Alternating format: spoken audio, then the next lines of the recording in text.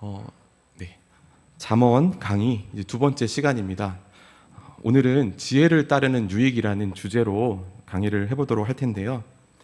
자, 지난 시간 강의를 다시 리뷰해보는 시간이 필요하겠죠. 늘 이런 시간이 있어야 할 것입니다. 잠언이 해석을 하려면 앞선 강의들을 다시 기억을 하고 그것과 연결 지어야만 그 잠언이 풀리겠더라고요. 그래서 저도 강의를 할 때마다 아마 이것들을 다시 복습하는 시간은 꼭 가질 것 같습니다. 자, 지난 시간 우리 강의는 지혜란 무엇인지에 대한 이야기로 시작을 했던 것 기억나시죠? 그리고 결론은 무엇이었습니까? 지혜를 알기 위해서 반드시 한 가지가 있어야 된다고 했습니다. 저희가 너무나도 잘 알고 있는, 익숙하게 들어봤던 바로 그 구절 함께 외워보실까요? 여호와를 경외하는 것이 지식의 근본이니. 잠언 1장 7절 말씀이었습니다. 결국 지난 시간에 지혜에 대한 이야기를 하면서 우리는 이 여호와 경외와 지혜가 아주 관련이 있다는 것을 결론으로 삼았고요. 그렇게 잠언의 여행을 떠나기로 했습니다.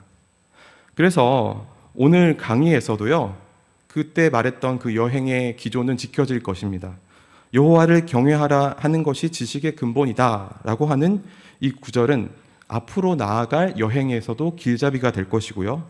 그리고 이정표가 되어줄 것입니다. 그만큼 중요하다는 이야기입니다.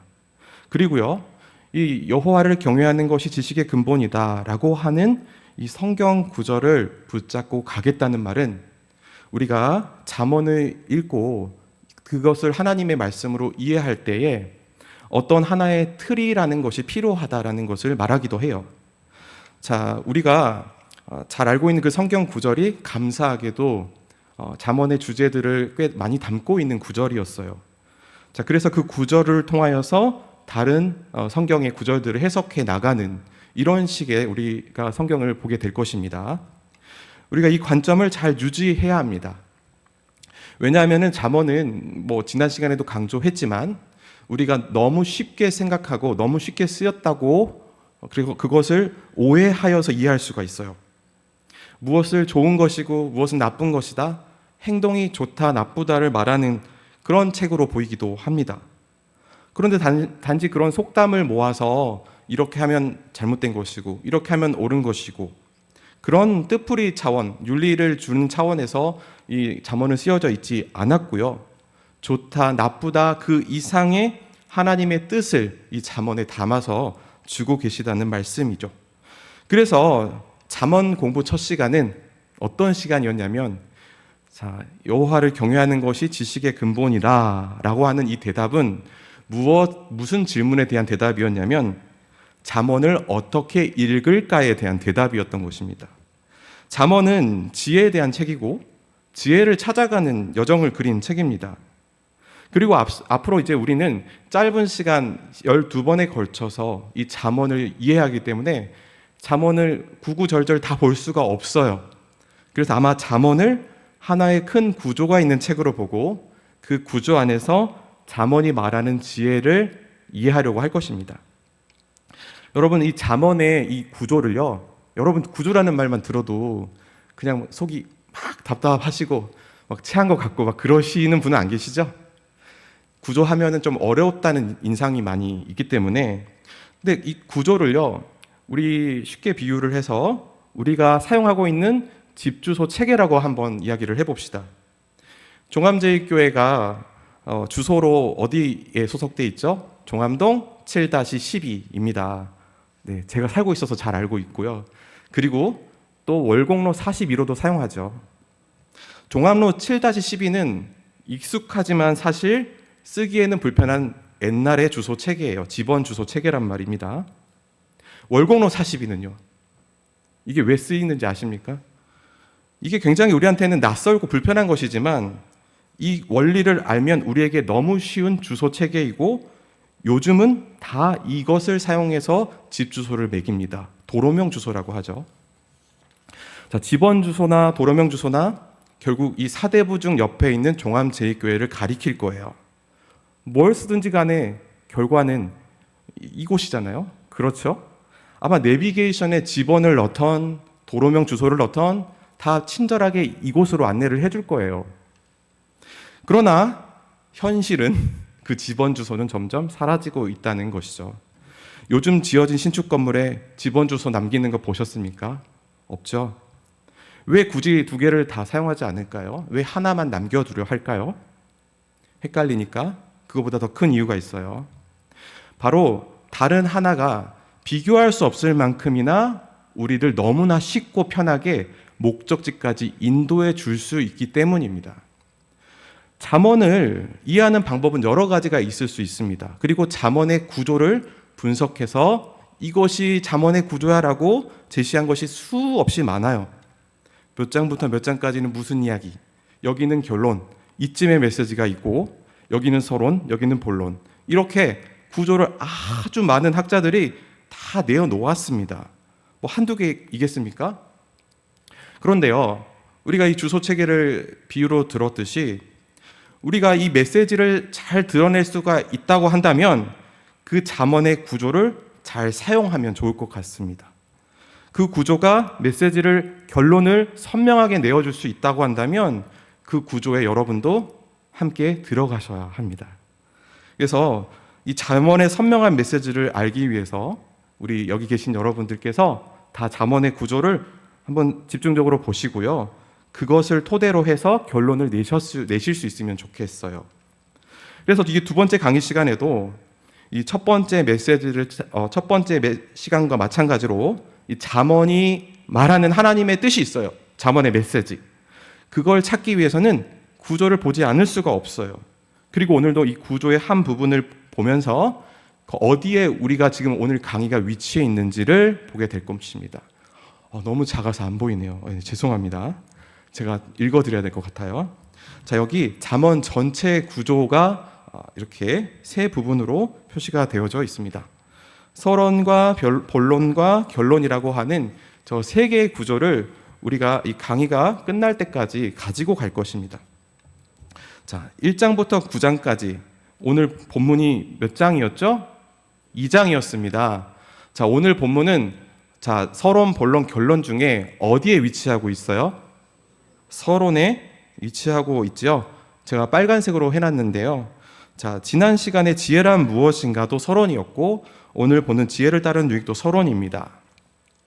자, 우리는 이제 앞으로 네 번의 시간을 더 지나야만 서론이 끝납니다. 잠언이 총 31장까지 있는 책인데요. 그 중에 1장부터 9장이면 3분의 1 분량이에요. 근데 그것이 서론입니다. 그러니 이게 결코 이 서론이라는 무게감이 적지 않다. 서론이 굉장히 중요하다라는 인상을 보여주고 있고, 그리고 제가 일부러 저 12개 강의를 썼어요. 우리 목사님들이 저거를 같이 정하셨는데 12개 중에서 6개가 이미 서론의 내용입니다. 나머지 6개는 본론, 결론이에요. 무슨 말씀을 드리려고 하는 걸까요? 서론을 배우는 데만 6강을 쏟을 만큼 서론이 굉장히 중요하다는 거예요. 그만큼 서론이 중요한데요. 그 이유는 바로 저 서론이 나머지 다른 잠언을 이해하게 해주는 안경이 되어주기 때문입니다. 그래서 1장부터 9장까지를 그러니까 앞으로 4번을 더 듣게 되면은 우리는 잠언을 이해할 수 있는 아주 좋은 안경을 갖게 되실 거예요. 그래서 10장부터 안 보였던 이야기들이 1장부터 9장의 것을 기억하면 이해가 되실 겁니다. 이것이 이렇게 연결돼 있구나. 이래서 안경이 필요했구나라고 그때 필요성을 아주 절감하실 거예요. 자, 그러면 우리가 안경을 어디까지 만들었는지를 좀 보도록 하겠습니다. 여기서는 잘 보이네요. 자, 우리가 안경을 어디까지 만들었느냐. 자, 저것은 우리가 처음에 보았던 그 서론 부분을 다시 이렇게 또 4부분으로 나눈 것입니다. 이래서 제가 구조하면 어렵다는 인상을 가지실 거라고 말씀드렸던 게 이겁니다. 근데 다른 것은 아닙니다. 지금 우리가 서론을 배우고 있고 서론은 안경 만드는 기간이라고 생각을 하시면 돼요. 그래서 조급한 마음을 갖지 마시고 지금 열심히 안경 만들어서 나중에 잠언을 잘 봐야지 생각하시면 돼요. 지난번에 안경의 뼈대를 세웠습니다. 안경의 뼈대는 그 모양을 결정하는 거겠죠. 안경의 모양을 결정하는 거겠죠. 그 모양을 한마디로 여호와 경외, 지식의 근본 근본이라고 말을 할 수가 있어요. 자, 잠언을 볼 때마다 이 안경을 쓰게 되면 그런 거예요. 그렇지, 잠언은 늘 여호와를 경외하는 그런 태도와 지식의 근본에 대해서 지혜에 대해서, 지식에 대해서 이야기하는 책이지, 그런 안경을 쓰겠다는 겁니다. 여러분, 그거를 지난 시간에 만들었던 겁니다. 그러니까 사실 전에 강의하셨던 김대성 목사님께서 굉장히 큰 일을 하신 거예요. 저에게는 대단한 일을 하신 분입니다. 그래서 이 잠언 1장 7절이라고 하는 이 뼈대가 세워진 이 순간, 이제 1장부터 8장까지 앞으로 강의가 4번이 더 있는데요. 거기에 있는 내용들은 다 1장 7절 위에 올려놓아도 1장 7절이라고 하는 그 큰 안경이 절대 휘어지거나 흔들리지 않을 거예요. 그래서 저희가 이제 2장을 배울 때에도요, 이 1장 7절 이 전체 서론을 대표하는 것 같은 이 여호와 경외가 그 지식의 근본이라고 하는 이것을 꼭 기억하셔야 된다는 거예요. 그래서 2장을 다 배우고 난 다음에 이것이 여호와 경외하는 것이 지식의 근본이라고 하는 이 안경과 어떤 관련이 되어지는가를 보셔야만 이 잠언이 얽혀지고 그 얽혔던 것들이 다 풀어지게 될 것입니다. 그래서 결국에는 하나의 주제로 수렴이 될 것이란 말이죠. 자, 그래서 잠언은요, 이 잠언 2장은 지금 몇 절까지 되어 있죠? 1절부터 22절까지 되어져 있습니다. 자, 그런데 2장 1절 말씀의 시작이 저렇게 되어져 있어요. 내 아들아, 내가 만일 나의 말을 받으며 나의 계명을 내게 간직하며 라고 쓰여져 있습니다. 자, 마치 아버지가 아들에게 가르치듯이 말하고 있어요. 아버지가 뭘 말하고 있습니까? 나의 말, 나의 계명을 받으라, 간직하라라고 하고 있는데, 어디에 아버지가 등장을 했죠? 우리 아버지가 했던 말은 도대체 어디에 있죠? 우리 잠언을 보는데 그게 없어요. 그렇죠? 2장에서는 없어요. 심지어 2장 1절부터 등장을 하기 때문에 없어요. 그런데 잘 보시면 1장 8절에서 똑같은 맥락에서 한번 이야기를 했었습니다. 그래서 1장 8절을 보시면 내 아들아, 내 아비의 훈계를 들이며 내 어미의 법을 떠나지 말라라고 했어요. 비슷한 표현이 등장을 했네요. 자, 아버지가 아들에게 내 아비의 훈계를 들으며 내 어미의 법을 떠나지 말라. 아비의 훈계, 아버지의 말, 나의 말을 들으란 말이고요. 내 어미의 법은 아버지나 어머니나 똑같아요. 부모의 법을 주는 거예요. 그러니까 무슨 말씀을 드리냐면 2장 1절에서 아버지가 아들에게 나의 말을 들으라 라고 했던 것은 이미 1장부터 시작되고 있었어요. 바로 1장 8절에서부터 아버지의 말 계명을 지키라고 했습니다. 자, 이 아버지의 말 계명이 바로 이 잠언을 가리키는 것입니다. 바로 아버지가 아들에게 주고 있는 것, 그것은 이 잠언이라고 하는 우리가 지금 읽고 있는 이 잠언의 내용들이에요. 그 잠언이 말하고 있는 지혜들이에요. 이것을 너가 받으라, 너가 찾으라, 너가 지키라. 그리고 이것은 점점 더 확장되어진다면 하나님의 말씀까지도 이야기를 할 수가 있습니다. 그래서 1장은요, 아버지의 말, 계명을 지키라고 하고 있어요. 잠언, 즉 지혜를 말하고 있습니다. 그러면 이것을 그냥 지켜라 라고 하지 아니하고 이것을 왜 지켜야 하는지에 대한 이유를 설명해 줄 수 있을 것입니다. 그 이유를 설명하고 있습니다. 바로 이런 식으로 설명을 하고 있어요. 그것을 지켜야 해. 그것을 지켜야 되는 이유는 무엇을 해야 하지 않기 때문이야 라는 식으로 1장에서는 그렇게 진술을 하고 있고요. 2장에서도 너가 나의 말, 계명, 잠언, 이 지혜를 지켜야 해. 이것은 또 다른 식으로 말씀하고 있어요. 자, 그래서 또 너무 작아서 안 보이시겠어요. 그래서 제가 읽어드리도록 하면요. 자, 1장 16절부터 19절에서는 지혜를 부정적인 그런 표현 방법을 통하여서 지혜를 받을 것을, 지혜를 구할 것을 말하고 있고요. 오늘 보고 있는 본문인 2장에서는 지혜가 너에게 굉장히 필요한 것이고 너를 도와줄 수 있어. 이렇게 말하는 방식으로 지혜를 찾을 것을, 구할 것을 말씀하고 있어요.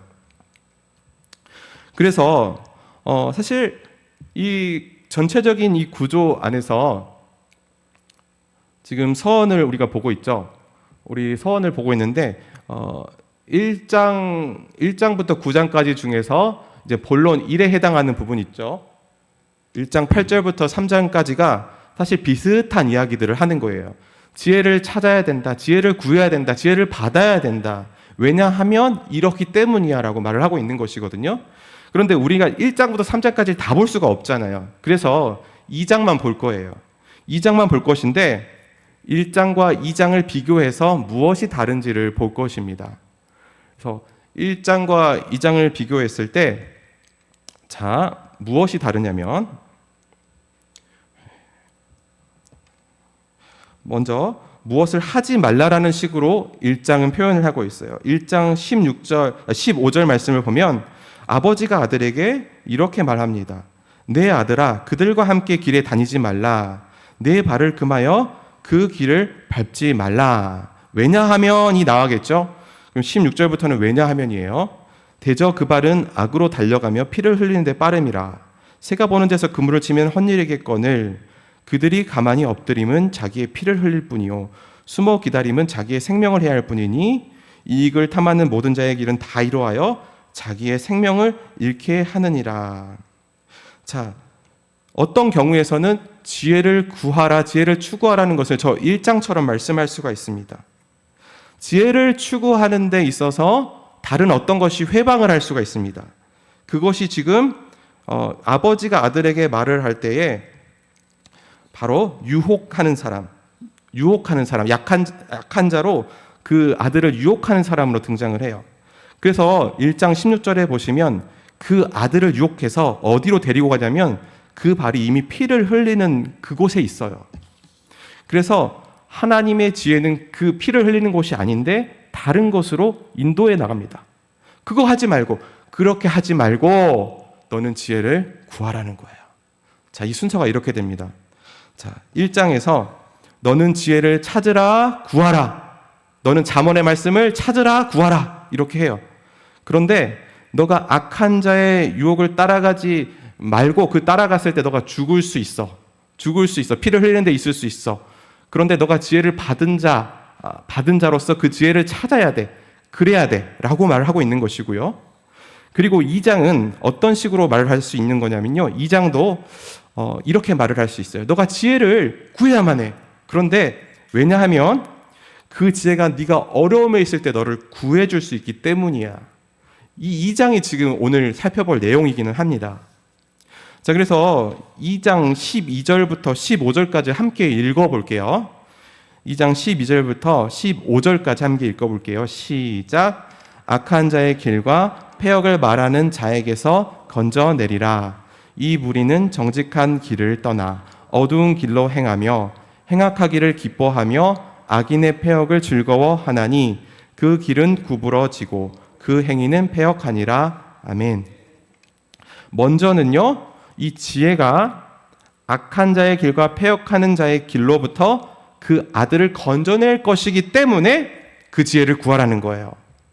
그 지혜를 추구하면 악한 자의 길과 패역을 가는 자로부터 건짐을 받을 것이기 때문에 그 지혜를 찾고 구하라라고 이야기를 하고 있습니다. 이게 12절부터 15절에 나오는 지혜를 구할 때 주는 첫 번째 유익입니다. 그럼 두 번째 유익은 어디 있냐면 16절부터 19절에 있어요. 함께 읽어볼게요. 시작. 지혜가 또 너를 음녀에게서 말로 호리는 이방 계집에게서 구원하리니 그는 젊은 시절의 짝을 버리며 그의 하나님의 언약을 잊어버린 자라. 그의 집은 사망으로 그의 길은 스올로 기울어졌나니 누구든지 그에게로 가는 자는 돌아오지 못하며 또 생명길을 얻지 못하느니라. 아멘. 자, 두 번째로 처음에는 악한 자, 패역하는 자의 길에서 건짐을 받을 수 있기 때문에 지혜를 구하라 했어요. 두 번째는 누구에게서 건짐을 받기 때문에 구하라고 합니까? 지혜를 구하라고 합니까? 음녀. 자, 말로 호리는 이방 계집이라고 했습니다. 자, 그래서 이 음녀와 말로 호리는 이방 계집에게 또 아들이 마음을 뺏겨서 글로 갈 수 있기 때문에 그를 떠나서 지혜를 향하여 갈 수 있게 하기 위하여서 지혜를 구하라는 거예요. 이것이 지혜의 유익의 또 두 번째가 됩니다. 자, 그럼 마지막으로 이 세 번째 지혜 유익이 있어요. 20절부터 22절인데요. 함께 읽어볼까요? 시작. 지혜가 너를 선한 자의 길로 행하게 하며 또 의인의 길을 지키게 하리니 대저 정직한 자는 땅에 거하며 완전한 자는 땅에 남아 있으리라. 그러나 악인은 땅에서 끊어지겠고 간사한 자는 땅에서 뽑히리라. 자, 마지막으로 뭐라고 말하고 있습니까? 이 선한 자의 길로 인도해 줄 수 있으니 이 지혜의 도움을 받아 이 의인의 길을 지킬 수 있도록 이 지혜의 도움을 받고 지혜를 구하라는 것이죠. 이렇게 2장은 지혜를 찾고 구하라는 걸 아주 긍정적인 방식으로 촉구하고 있습니다. 그런데 사실 제가 말씀드렸잖아요. 이 잠언을 공부할 때 우리가 깊이 들어갈 수 없다고요. 그런데 놀랍게도 저 세 가지의 유익들은요, 한 가지로 통합이 됩니다. 하나예요. 사실 한 가지 이야기를 하는 거예요. 다른 이야기를 하는 것 같은데, 저도 이제 잠언을 공부하고 있잖아요. 저도 잠언을 설교해 본 적이 없잖아요. 잠언을 공부하는데 저 의미들이 굉장히 유사하게 같은 의미들로 나중에 겹쳐지는 것을 우리가 보게 될 것입니다. 그래서 한 번 더 12절부터 20절까지 한번 볼게요. 먼저 12절에 악한 자의 길과 패역을 말하는 자에게서 건짐을 받는다라고 했어요. 자, 이 악한 자라는 것은 어떤 것인지 알겠죠? 시편에서 악한 자가 있는 곳을 그 악한 자의 길이라고 표현을 하잖아요. 그렇죠?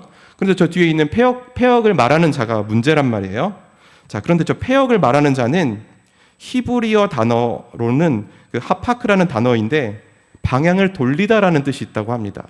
그러니까 악한 자의 길이 곧 저 패역을 말하는 자와 같은 겁니다. 길의 개념이에요. 같이.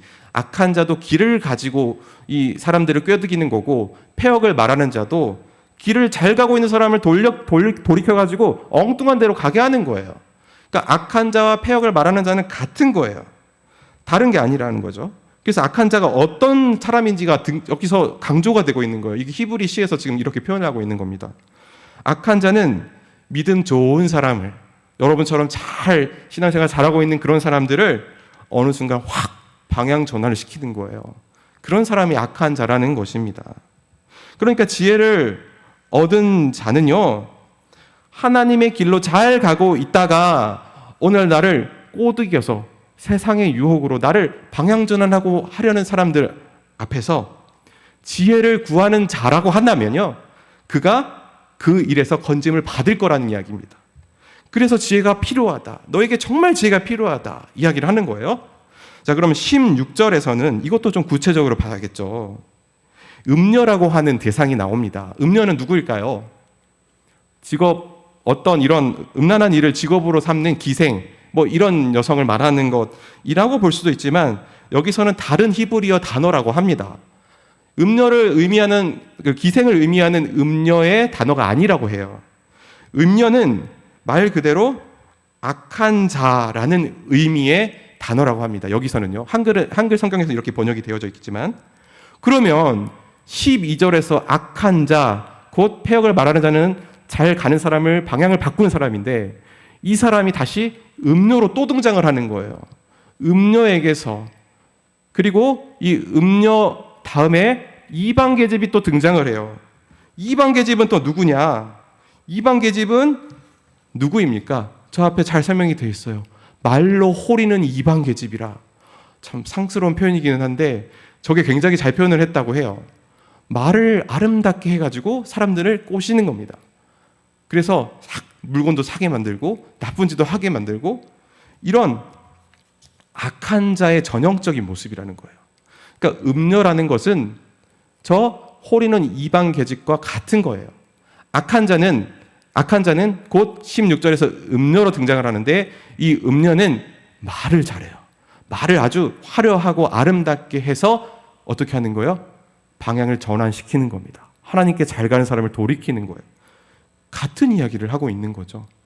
12절과 16절은 사실 비슷한 이야기를 한 것이라고 하는 것입니다.